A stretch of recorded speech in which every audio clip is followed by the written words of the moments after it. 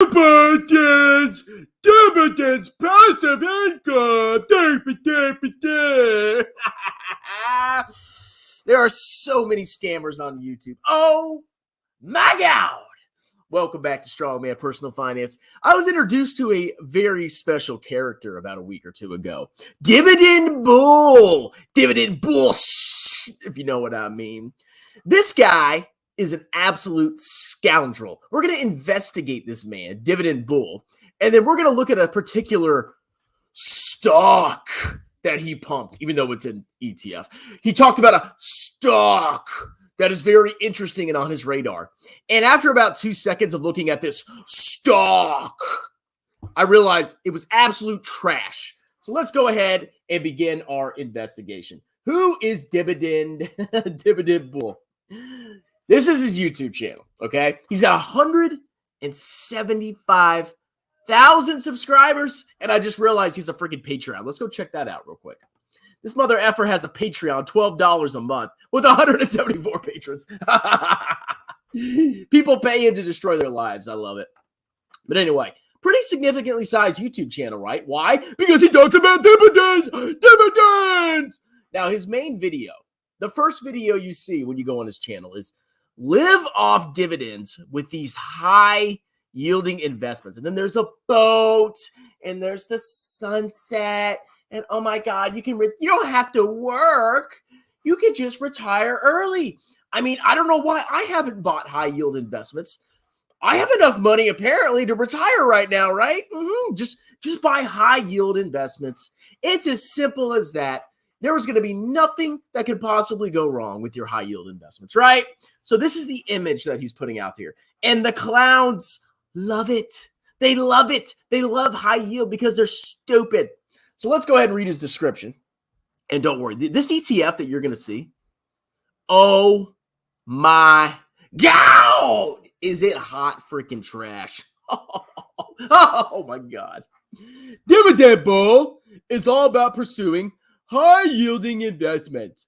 We're a group of novice, stupid investors that seek to pursue stonks and funds that offer above average dividend yields. And those yields are high for a variety of reasons. You'll see in a second. While attempting to minimize exposure to dividend cuts, we're fans of prioritizing the dividend income we receive from our portfolios and then capital appreciation. Why not total return? I know it's a hard concept, everybody. Typically, we seek a minimum dividend yield of at least 4%. It could be the best company in the world, but if it's got a 3.99% dividend yield, no. Nothing on this channel is financial advice. Sign up for my Patreon, bro. So let's go ahead and check out a video that he did. And we're not even going to play it. I don't want his disgusting voice to taint your ears. That's how bad this guy is. Is PDI a good dividend stock? Oh, it's only got a 14% yield. It's 14% returns.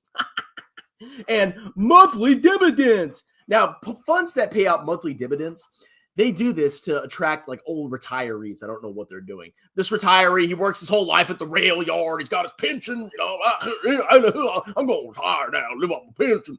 And these clowns, these scumbags come in. Hey, I got a suit. I'm a financial advisor. You want a high yield dividend fund that will pay out monthly like a retirement income? Well, you can just buy the PDI. And guess what happens? They get absolutely freaking wrecked. Now, first of all, Dividend Bull, PDI is not a stock. Okay. And he even says it right here. The PIMCO Dynamic Income Fund. This is not a stock. Okay. If you don't even know the difference between a stock and an ETF, you're very special. Okay. You're very, very, very, very special. So here he is shilling it. And basically in the video, he talks about it. And at the end, he's like, oh, well, once credit markets work themselves out, blah, because he's an analyst apparently too, right? Yeah. I'm going to buy this ETF. That's a very interesting proposition there, Dividend Bull, because I saw some very interesting things on the prospectus. Do you even know what that is, you massive freaking clown? What? Dividend go up, stock, prospectus. So here's the ETF. the PIMCO Dynamic Income Fund, down 26% all time. Now, that's past performance, right? Look at the recent performance. During tough economic times, this ETF really struggles. And you'll see it's because they have a lot of very clownish companies that they're lending money to. But the rate hikes are absolutely crushing this ETF. Okay, the yields are going up, but the actual price of the underlying securities is going down very massively. Higher interest rates, lower bond prices. High yield bonds, a bigger drop in prices. Okay, so obviously this thing doesn't make money on a capital appreciation basis, and it basically, I guess, kind of makes money on total return. I'm sure it has some kind of total return, but there's a couple big issues with this fund that are insanely dangerous. And here's Dividend Bull. The dividend go up, the yield up,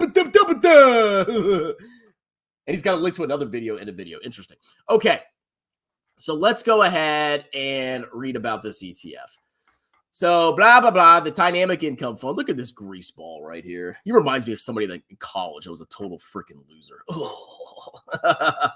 Actually, let's just go straight to the prospectus. So the first thing is I pull up the prospectus, right? Which is like basically telling you, it gives you a bunch of disclosures and information about this fund. Summary of fund expense. I always go to the expenses first. The following table is intended to assist investors. Yeah, you think those clowns even know how to read? In understanding the fees and expenses that an investor in common shares of the fund will bear as a result of an offering. The table reflects the use of leverage in the form of reverse repo agreements in an amount equal to 43% of the total assets.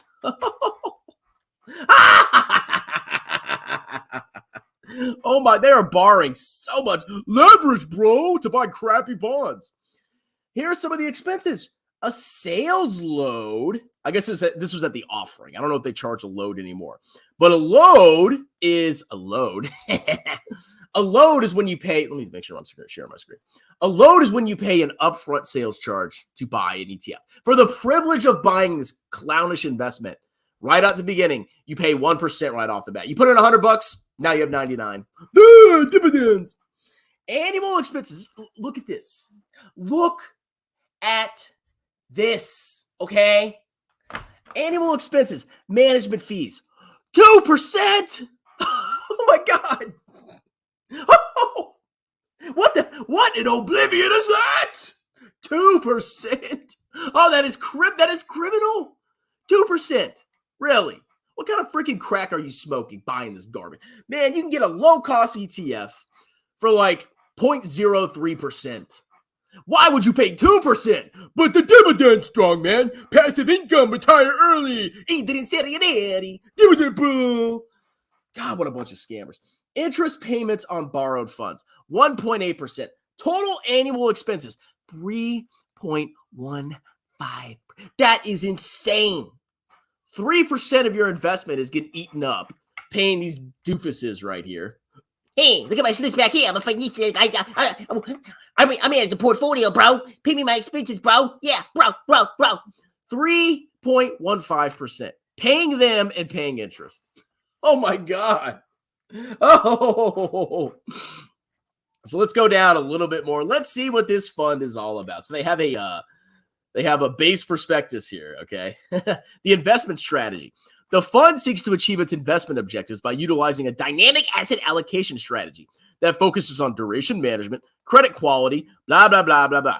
It normally invests in a portfolio that consists of corporate debt obligations of varying maturities, other corporate income-producing securities, and income-producing securities of non-corporate issuers. It's basically a leveraged bond fund that invests in a bunch of junk. Investment in the fund's common shares involves substantial risks. Among other things, the fund's ability to invest in debt instruments that are at the time of purchase rated below investment grade or unrated but determined by PIMCO to be comparable quality. Unrated debt, I'm sure that's something you really want to invest in. The fund's exposure to foreign markets and securities and currencies, and to mortgage-related and other asset-backed securities, and the fund's use of leverage. Oh my God. These investments are high yield, and junk bonds. Investing on leverage in junk bonds when interest rates are going up. What could go wrong? Oh my God, this is a disaster. So we read a little bit more, and I saw something else very interesting on here, okay? Remember during the great financial crisis, there were these things called credit default swaps where a buyer and seller could engage in a basically insurance transaction where if you invested in debt, you could actually insure away the risk of that debt defaulting by purchasing a credit default swap. And basically the seller gets paid a premium for the obligation of basically getting screwed over if the bond or the issuer defaults on the debt. Okay. So basically the buyer gets reimbursed by the seller if there's a default on the debt. Those are called credit default swaps. Okay. They sound complicated, but really it's like bond default insurance is what it is. Guess what this fund does? That's right. They actually sell, it's somewhere on here. They sell, here we go, credit default swaps. Wait, did I see it? It's somewhere on here. Anyway, I definitely read it somewhere. Trust me, bro. But anyway, they sell credit default swaps, and they do that to generate income, right?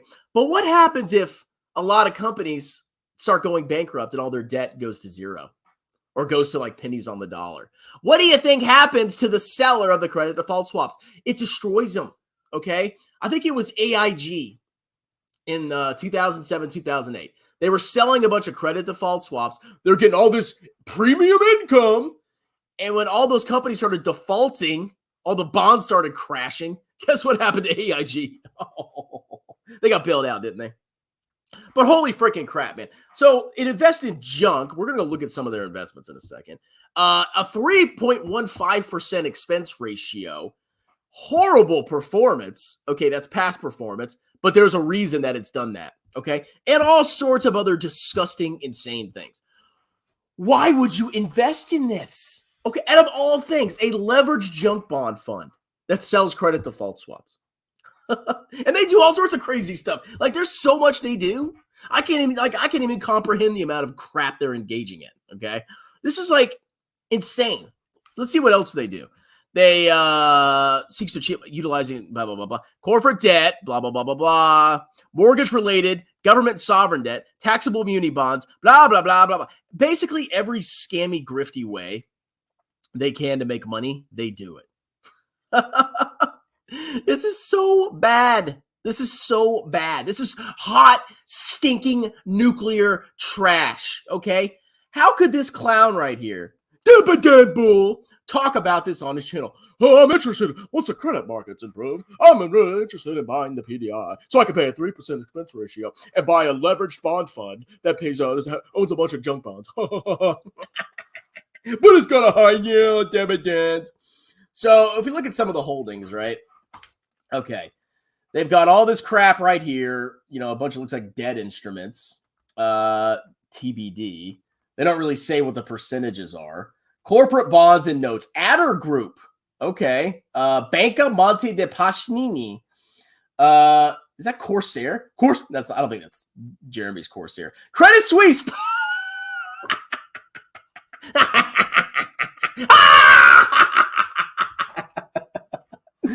Oh my God. Look at this. SVP. I don't even know that was in here. Oh my God. Carvana, there's a stellar winner right there. Gazprom, oh, I'm sure that's doing well. What else is on here? Russian Railways, man, I'm sure. Okay, they got some Fannie Mae's. Okay, that's generally safer. Blah blah blah blah blah. Freddie Mac's. Let's see, adjustable rate mortgages. I wonder what happens when interest rates go up and those rates go up and the borrower can't pay that anymore. Bank of America Funding Trust. What is that? I don't even know what that is. What is this? Bank of America Mortgage Trust. What's inside the trust? I don't know. Bear Stearns. What? What is this? Is this a joke? Like, look at this. Mortgage Credit Suisse. Like, everything here is just an absolute disaster. Okay? Do not invest in this. Like, do you know what's going on? And trust me, this probably changes, Matt. They're probably buying and selling and incurring massive turnover and borrowing money. It's like, how could you possibly invest in this hot freaking trash? And how could you pump this on your fans? Oh, that's right, because dividends is all that matters. Do you see why I don't like dividends, ladies and gentlemen? Do you understand the grift that is a dividend investor? And don't worry, Joseph Carlson. I saw a tweet you made, boy. I'm coming for that butt. I'm coming for that butt, boy. All right, this is hot freaking trash. If you put your money in this, I feel sorry for you, okay? You need to be careful. You need to watch yourself. Like, oh my God, man. What does it take for you people to learn? What do I have to do? Do I have to, I don't know what to do. I don't know what to do. I hate dividends. Yeah, me too. I love my dividends and VT my ET. VT does have dividends. That's why I bought it. It's because it has dividends. Dividends. Dividends. Dividend is king when hype for growth is drying out. Or I would say buy growth when the hype for growth dies out. How about that? Or you can just buy VT. VT has a higher yield than VU, just as an FYI, everyone. I didn't buy, because it has foreign companies that usually pay higher dividends. But I didn't buy VT for the dividend yield. I don't like the dividend yield. I wish there were no dividends. But guess what? There are, okay? Tax advantage account. Thank you very much. Can you live off a 2% dividend yield from VT for the rest of your life? No. No. You have to have a ton of money to live off that. And I don't plan to live off VT's dividend. You know what I'm going to have to live off? I'm going to have savings accounts. I'm going to have certificates of deposit. I'm going to have treasuries. I'm going to have VT for long-term capital appreciation preservation. But you know what I'm not going to live off of? The VT dividend. The VT dividend in my retirement is going to be reinvested back into VT. I'm strongman with FUFA. I underperform the market with VT. And I can see the future, so Japan will outperform the USA in the next 10 years. I never said that. I don't know. And, even if a country doesn't have a lot of growth, the company, the securities that trade on the company's exchange can still be undervalued, okay? Just because they're not growing or growing as fast doesn't mean the securities aren't undervalued, okay? But just buy U.S. stocks, bro. Just buy U.S. stocks, bro. It's easy. They went up a lot, bro. I want growth. I don't want stagnation. I want growth. It's that easy. I want growth. I'm going to buy U.S. stocks. Me and Dogman own the same companies. That's right. Paul Gabriel Mo laughed at you. Have you seen it? What? Excuse me? Please, somebody show me where Paul Gabriel, small Gabriel, laughed at me. And I will destroy you, boy. Oh, I know how to calculate bonds. Oh, wait, no, I don't. He's such an idiot. But Strongman doesn't wear a shirt, so I'm smarter than him. Because Jeremy's an idiot.